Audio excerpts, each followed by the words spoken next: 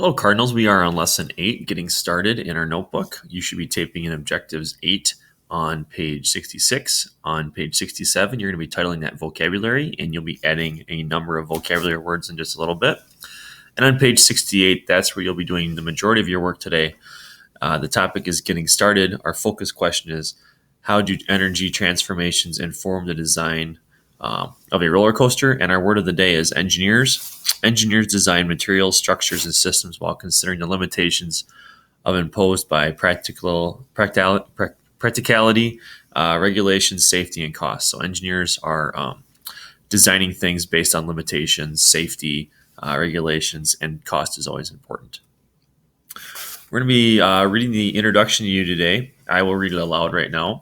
It says, when you enjoy the thrill of a ride of a roller coaster, you are experiencing the law of physics, energy, and motion in action. Each drop, hill, and loop with a roller coaster is carefully engineered to ensure that passengers can enjoy the ride. In this lesson, you will read about engineering process and be challenged to construct a roller coaster that can accomplish a design challenge. And as you looked off to the right, it says, little picture in figure 8.1, observe the law of physics in action. So we're going to be looking at roller coasters over the next handful of days. Our objective for today is to apply understanding of engineering forces and motion in construction of a roller coaster that accomplishes a design challenge. So today we're going to be looking at all the different vocabulary we've learned, a little bit of review, and getting ready for our design challenge, which will begin tomorrow. The 5 vocabulary that we will be worrying about in lesson 8 are constraints, which is textbook 126, criteria 126, requirements 126, prototypes 132, and modifications 132. So once again, you have 5 vocabulary, and you are responsible for these 5 vocabulary. Use your textbook to help you with those. So for the getting started, which is on your textbook, page 125, and this is in your notebook, page 68, it says, in the previous lesson, you have observed how energy can transform in one object and then transfer to another during a collision. In this lesson, you will apply your understanding of energy, forces, and motion to plan and carry out investigations using a roller coaster. First, you must understand the scientific principles that limit what is possible in the roller coaster. Next, you will apply your understanding to create a more elaborate coaster that successfully accomplishes the design challenge. Remember to follow your teacher's instructions carefully throughout the lesson and complete your work neatly and accurately. So in this lesson, we're going to be exploring the science principles that we've learned, and then we'll be creating a more elaborate coaster to fulfill a design challenge provided for you. Getting started, number 2.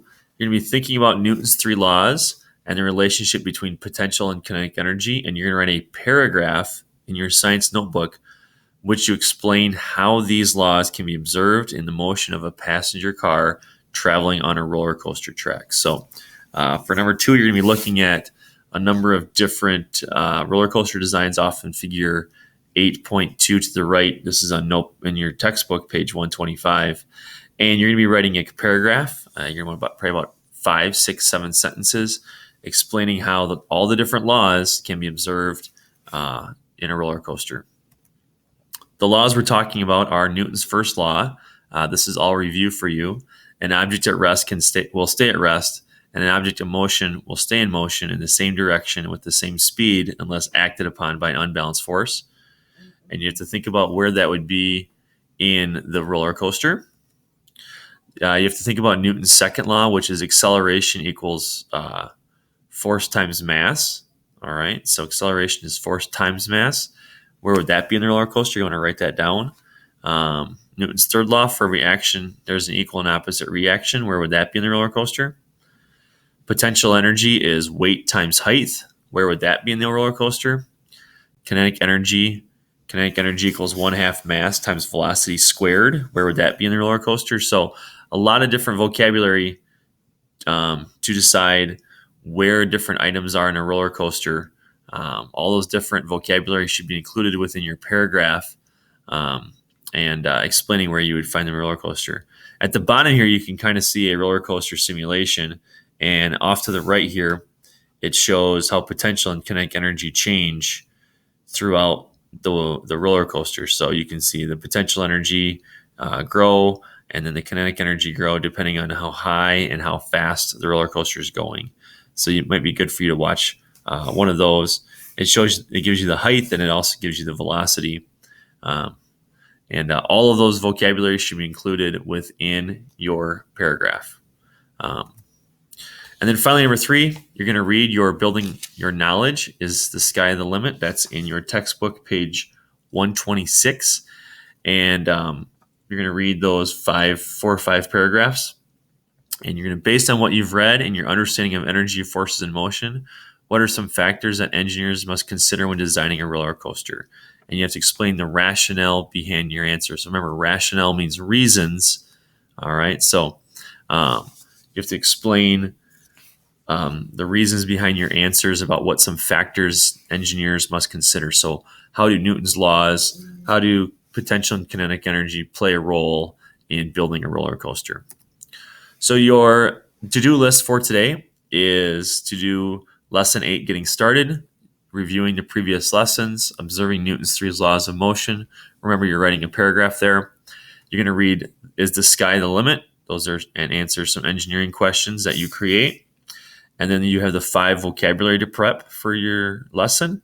And then when you get time at the end, you should read Investigation 8.1. It is rather long. It's 3 pages in your notebook.